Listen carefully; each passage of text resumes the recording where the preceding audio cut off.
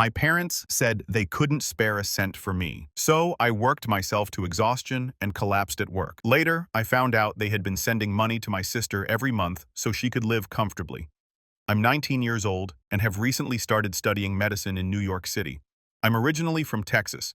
My parents live in Dallas, where my father is a surgeon at a university hospital and my mother takes care of our home. After graduating from high school, I moved to New York 4 months ago to live on my own. I worked hard and was accepted to medical school in July, inspired by my father, but I haven't been able to enjoy the traditional college experience. I wanted to make friends, join clubs, and have fun, but money was limited. My parents pay my tuition, but I am responsible for all of my other bills. Aside from classes, I've worked as a tutor, event worker, and bartender. Even with these jobs, it has been difficult to cover rent and living expenses each month. I frequently transfer jobs to accommodate my schedule and work primarily on weekends. It's been challenging both psychologically and physically. I am sleepy in class, and when I get home late, I struggle to find the motivation to study. I'm scared I'll have to redo the year because I'm slipping behind in my academics. If things continue like this, I won't be able to concentrate on my studies, which are supposed to be my first priority. I was anxious and desperate. So I called my mother and asked for some financial assistance, even if it was only a little. My father is rarely home due to his busy profession. Therefore, my mother handles the cash. Even though my father earns a fair living, my mother stated that they did not have any extra money and that paying for my tuition was already difficult, so they were unable to send me any further money. With that response, I felt stuck. Most of my acquaintances who live alone have financial assistance from their parents, and I envy them. But I resolved to continue working hard at my career. Growing up, there were always differences between myself and my sister Isolde. She is currently 21 years old and studies fashion design at a prominent school in Paris. While I was always required to work hard and earn my achievements, Isolde seemed to have everything easier. Mom always referred to her as my golden sister, the one who had a particular touch and was destined for greatness. Don't get me wrong, I like my sister, but the disparity in how we were treated was difficult to overlook. When we were younger, between the ages of 10 and 12, I had all A's on my report card. Mom took a look at it and said, "That's what we expect from you, Kale." The same day, Isolde brought home mostly B's with a couple of C's, and Mom threw her a modest celebration praising her artistic mind and stating academics weren't her thing. Dad appeared uneasy with the disparity, but he never said anything about it. I hadn't studied enough for my midterm examinations, so I had to retake them. I completed the retests in August and then began my summer break. During the long break, I intend to work as many jobs as possible in order to earn the most money feasible. After the summer break, I intend to devote more time to my studies. Thus, I will cut the number of job shifts. This implies I need to save even more money, so I will reduce my living expenditures. I plan to save money on meals by consuming instant noodles, bread, and discounted pre-made meals. To save money on transportation, I ride my bike wherever I go. I grew up in a wealthy home, so I had never had to worry about money before. I never anticipated to live in such poverty after migrating. Despite the fact that I was quite busy, I managed to communicate with a college friend via text message. I occasionally checked my sister's Instagram. Her account was filled with photos of trendy Paris cafes, fashion shows, and weekend trips to Monaco and Milan. Each photo appeared to highlight a fresh designer clothing or accessory. I tried not to be bitter, but it was difficult to see her living so lavishly while I was saving pennies for ramen noodles. One post in particular stung. It featured Isolde at a rooftop party overlooking the Eiffel Tower, wearing what she described as a new Dior dress. The caption said, "Mom always knows exactly what I need. What a blessed wash life. Guan Paris." I stared at the message for a long time, wondering how my parents could afford to send her fancy items when they said they didn't have any money. Seeing their cheerful images made me sad, as I realized how varied life can be for students at the same university. My friends frequently invited me out, but I had to reject since I lacked the funds and time. "I'll drive, let's go somewhere cheap." One of my classmates texted me, "Nah, I'm working every day. Plus, I'm heading back home for the holiday season, so I won't be around." I told him, "Are you sure you're okay? You always seem tired at school and I think you're working too much." My friend expressed concern. "I've got the physical stamina and I need to earn my living expenses. Let's meet up once school starts again," I told him. With that, I went to the bar where I work, but then something happened. I collapsed throughout my shift.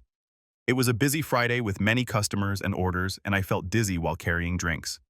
The room spun, and the tray of beverages I was carrying felt impossibly heavy. The last thing I remember doing was reaching for the edge of the bar to steady myself.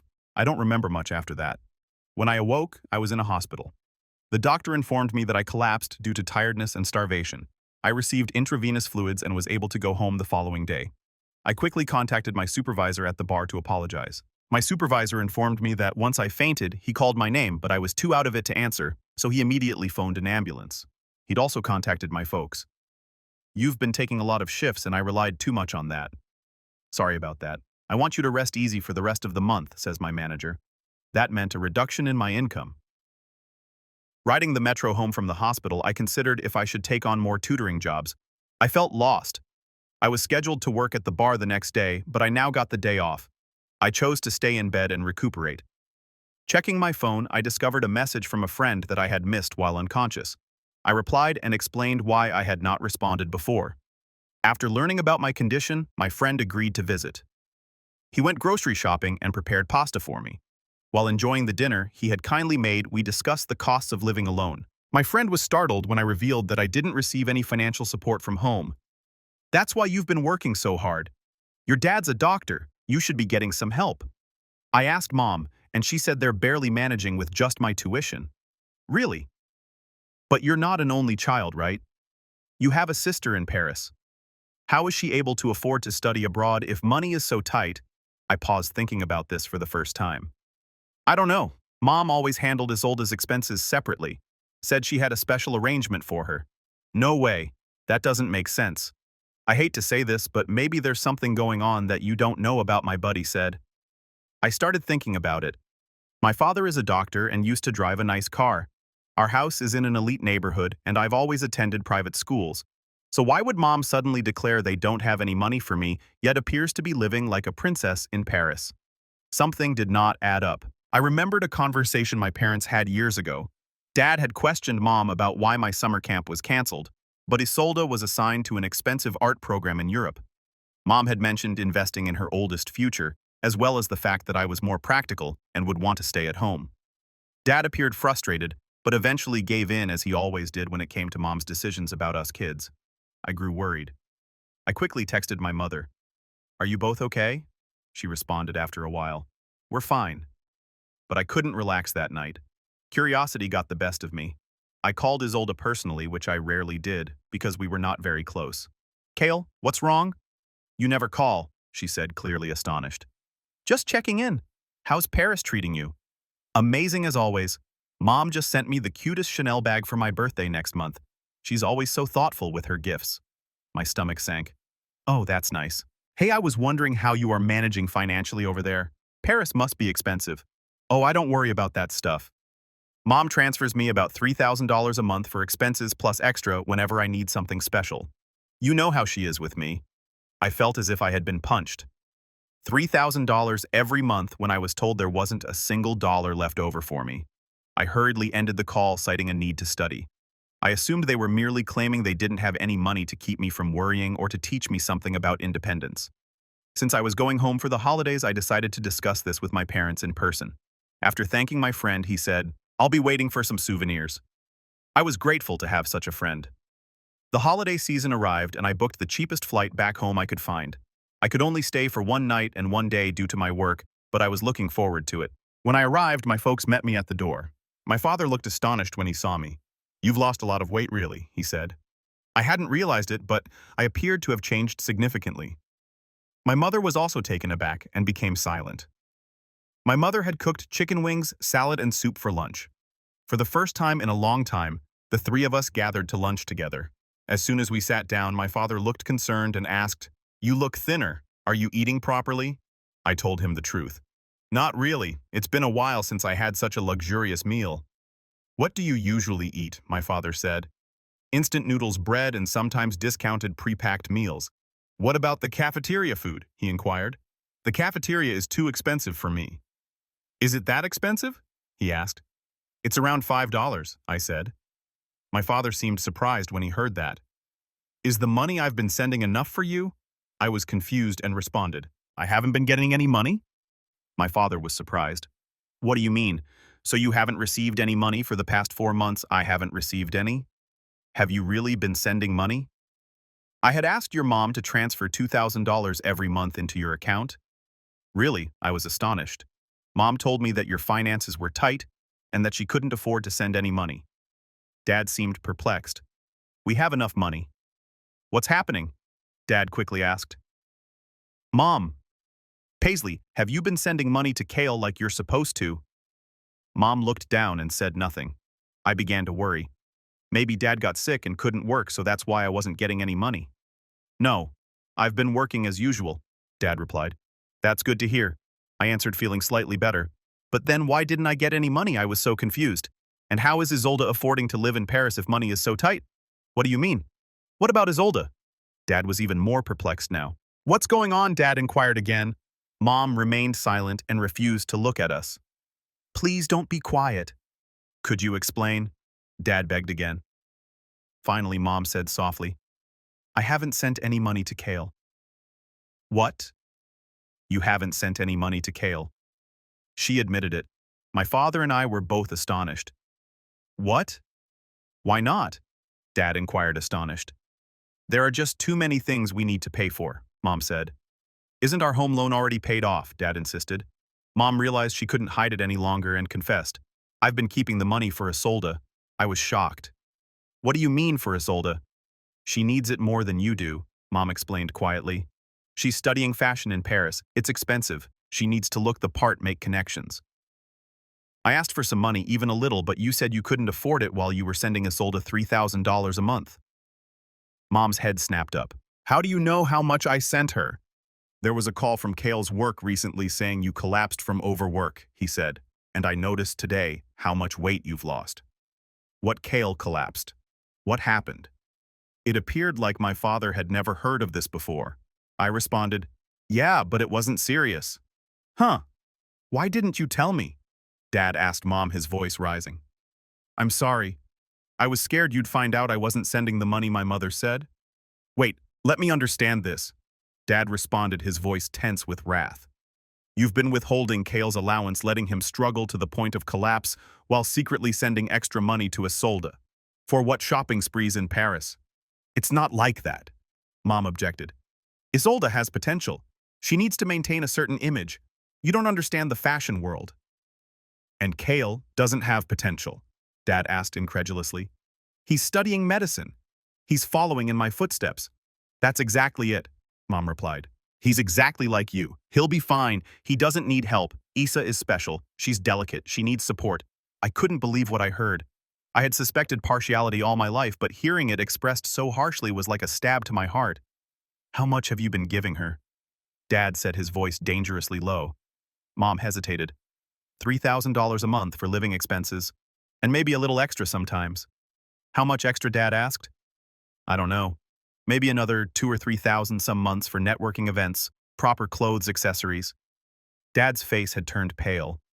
So you've been diverting $5,000 or $6,000 a month to Isolde while Kale has been starving himself and working to the point of collapse. When you put it that way, it sounds bad, Mom replied defensively. But Isolde is building her career. She needs these things. And what has she been buying with all this money? Said my dad.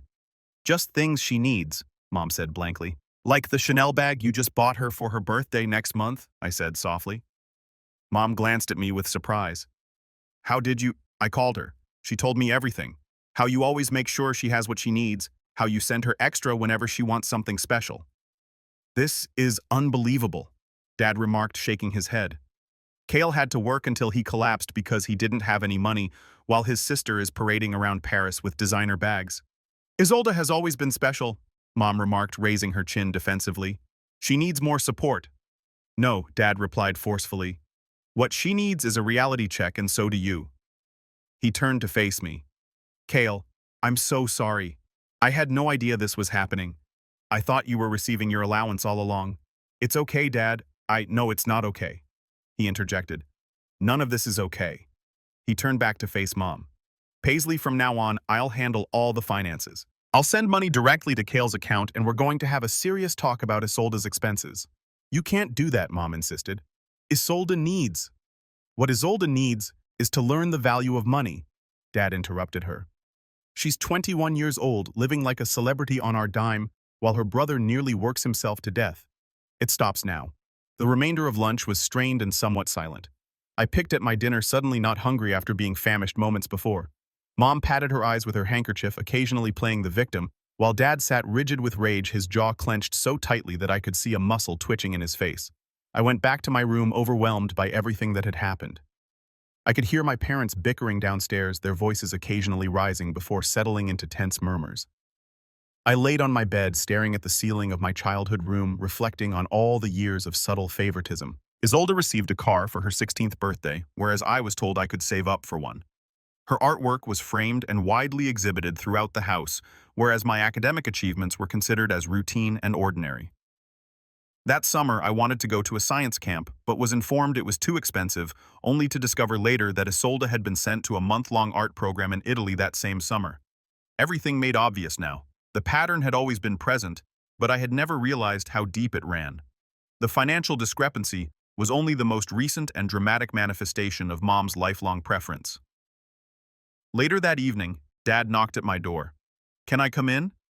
I nodded, and he sat firmly on the edge of my bed. "I want you to know how sorry I am," he told me. "I had no idea your mother was doing this. I thought you were getting your allowance, and I thought Isolde was on a much more modest budget. It's not your fault, Dad. It is, though. I should have been more involved in the finances. I trusted your mother to handle things fairly, and I was too busy with work to pay attention." He sighed heavily.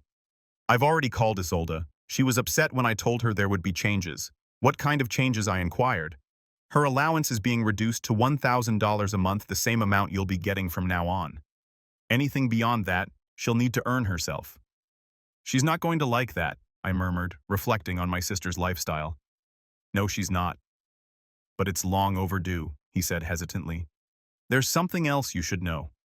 Your mother, she hasn't just been favoring Isolde with money. She's been putting money aside for her future too. Money that was supposed to be split between both of you." "What do you mean?" "We have a family trust that's supposed to be divided equally between you and your sister when you both turn 25. Your mother has been diverting funds from it to set up a separate account in Isolde's name." I felt nauseous. How much? About $300,000 so far. I couldn't even understand the number. It was more money than I had imagined. I frozen that account and initiated the process to return those funds to the family trust. My dad said, "It will take some legal work, but it's the right thing to do." He ran his fingers through his graying hair and appeared older than I'd ever seen him. "I keep thinking about how you collapsed at work, how you've been struggling all this time, while I thought you were fine, while your mother let me believe you were fine." "I didn't want to worry you," I explained. "That's not your job, son. My job is to worry about you, to take care of you." His voice cracked slightly, and I failed at that. "You didn't know, Dad. I should have known. I should have asked more questions, been more involved." He straightened his shoulders. "But that changes now. From now on, I'm going to be much more present in your life and Isolde's, and I'm going to make sure things are fair between you two." That night, Isolde called me furious. "What did you say to Dad?" she questioned without explanation. "The truth," I answered simply. "That I've been working multiple jobs and still can barely afford to eat, while you've been getting thousands of dollars a month." "That's different," she exclaimed. "I need that money. Do you have any idea how expensive it is to live in Paris to dress appropriately for fashion school? Do you have any idea what it's like to collapse from exhaustion because you're working so many jobs, you don't have time to eat or sleep properly?" There was a pause. "Is that really what happened?" "Yes, Isolde, that's really what happened. While you were buying Chanel bags, I was working 60-hour weeks on top of medical school and living on ramen noodles." Another prolonged delay. I didn't know. "Would it have mattered if you did?" She did not respond to that. Instead, she said, "What am I supposed to do now? Dad says I'm only getting $1,000 a month from now on. I can't live on that." "Welcome to the real world," I remarked without showing pity. "Get a job like I did." "A job? I'm studying fashion design. I don't have time for a job, and I'm in medical school. Somehow I manage." She hung up on me. The next morning, tensions in the house reached an all-time high. Mom scarcely spoke and moved around the kitchen like a ghost. Dad kept attempting to engage me in conversation as if making up for missed time. "Your mother and I have been talking," he said finally. "We need to make some changes." "What kind of changes?" I inquired, peering at Mom, who was staring intently into her coffee cup. For one thing, I'm taking control of the family finances, Dad stated firmly, and I'm going to be much more involved in both your lives from now on. Mom looked up. I still think you're being too harsh on Isolde. She needs what she needs, my dad said, is to learn the same lessons Kale has had to learn the hard way. Independence, responsibility, the value of hard work. She's different, Mom insisted. She's more sensitive. No, Dad replied forcefully. She's not different. She's just been treated differently by you. Mom went silent again. There's something else we need to discuss, Dad said, returning my gaze. Your mother and I were having problems. My heart fell. What kind of problems? This situation with the money, it brought to light some deeper issues. Your mother's favoritism toward Isolde has been going on for years, and I've allowed it. I didn't realize how extreme it had become. What are you saying? I inquired, even though I already knew. We're going to try counseling, Dad explained. But I want to be honest with you. I'm not sure our marriage can recover from this. The trust is broken. Mom looked up, her eyes becoming angry. You're blaming me for all of this. For wanting to give our daughter the best chance at success. I'm blaming you for lying to me, for stealing from our son, and for potentially emptying our retirement accounts to fund our daughter's shopping addiction, Dad said evenly. Yes. I traveled back to New York the next day, my brain reeling from what had happened. Dad had placed $5,000 back into my account to pay for the allowance I should have received, and he promised to make regular monthly contributions from now on. Focus on your studies, he advised me at the airport. That's what's important now. When I returned to my flat, I went grocery shopping right away. Real groceries include fresh vegetables, meat, and fruits. I had not been able to purchase these foods in months. I made myself a good meal and sat down to eat it, savoring every bite. It was so simple, but it felt luxurious. With the financial strain relieved, I was able to reduce my work hours. I retained the teaching job since I enjoyed it, but I cut my bar shifts to only weekends and quit event staffing altogether. Suddenly, I had time to study, sleep, and care for myself. My grades started to improve almost immediately. Over the next few months, I observed from a distance as my family dynamics changed radically. Dad left the house and moved into a nearby apartment. Faced with a dramatically decreased budget, Isolde vowed to drop out of fashion school and return back home in protest. Despite having neither parent's finances, she unexpectedly rose to the challenge. She got a part-time work at a tiny store in Paris and began living within her means. It's actually not that bad, she acknowledged to me during one of our now regular phone talks. My boss is teaching me a lot about the business side of fashion, and I kind of like earning my own money. Mom suffered the hardest with the adjustments. She ignored Dad's financial constraints and continued to send Isolde extra money in secret. When Dad discovered this, it was the last straw. He has filed for divorce. The proceedings were messy. Mom disputed the divorce and attempted to claim half of Dad's assets and future income. But when Dad's lawyer provided evidence of her financial malfeasance, including diverting family funds, emptying joint accounts to send money to Isolde, and continuously lying about it, the judge was unimpressed. The final settlement overwhelmingly benefited Dad. During this time, I focused on regaining my health and academic standing. With good nourishment and relaxation, I regained the weight I had lost and felt my energy returning. My teachers noticed an increase in my work, and I was able to join the Pre-Med Student Association, which I had previously overlooked due to my busy schedule. Isolde and I started talking more regularly. Our chats were difficult at first, as we both struggled to manage our new relationship without Mom's favoritism causing a hole between us. But gradually, we discovered common ground. She told me about her position at the boutique, the customers she had met, and her designs. I informed her about my coursework, my growing group of friends, and my future goals. I never realized how much Mom's favoritism affected you, she told me during one of our calls. I guess I just accepted it as normal. It felt good to be the special one. And I accepted being the overlooked one, I told her. It's what we knew. I'm sorry, Kale. I should have seen it. We were both kids. It wasn't our responsibility to see it. 1 year later, I am doing well in medical school.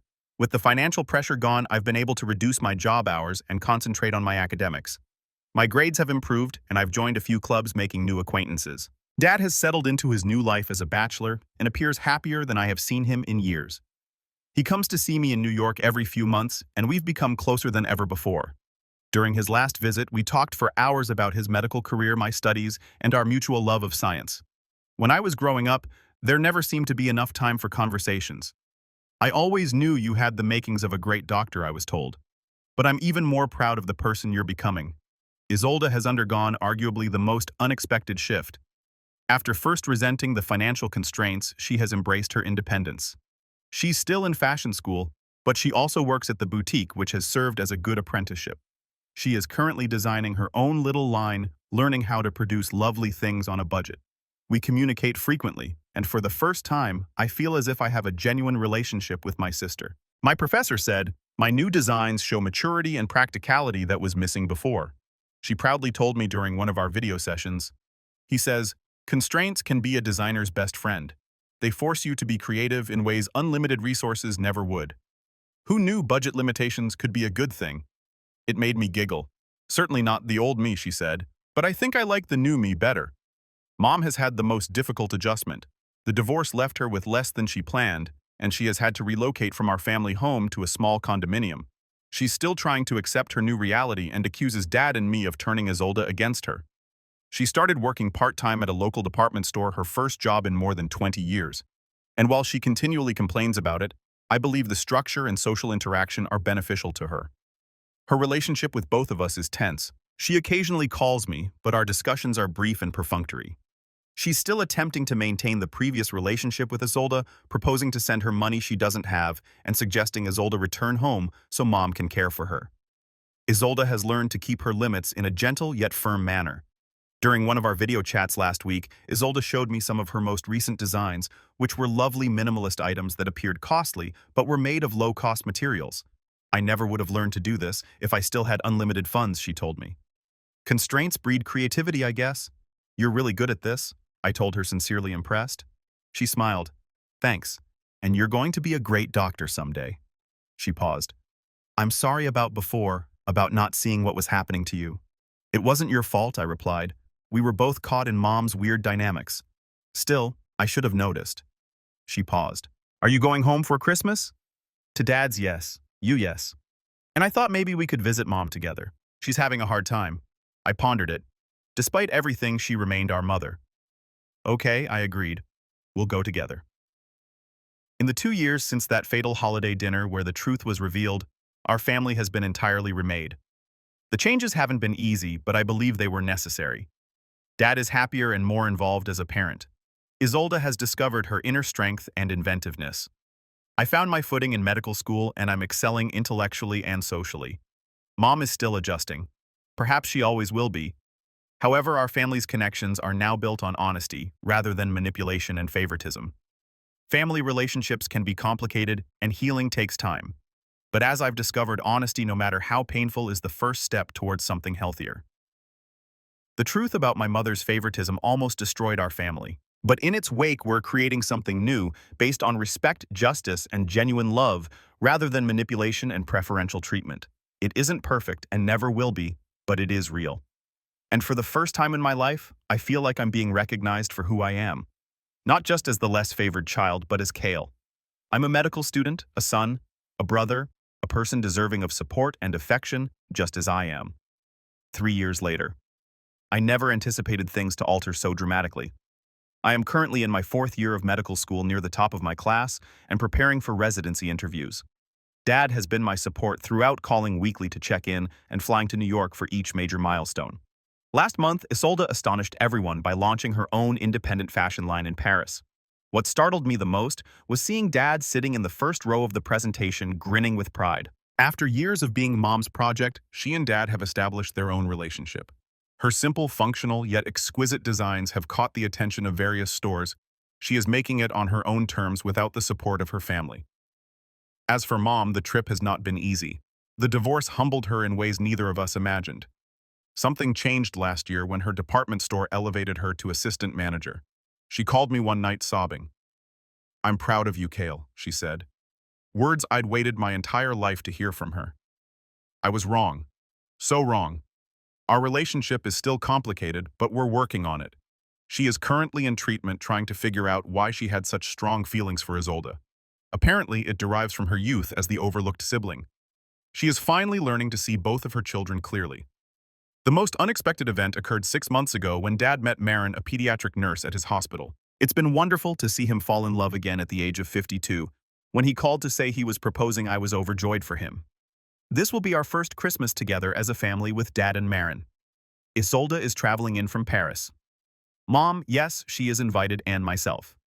It will not be ideal. Family never is. But it will be honest. Sometimes I think of the collapse that started it all. How something so horrible helped to heal our family's deep scars. I would never wish that experience on anyone, but I don't regret where it took us. Sometimes you have to fully disassemble something before you can reconstruct it.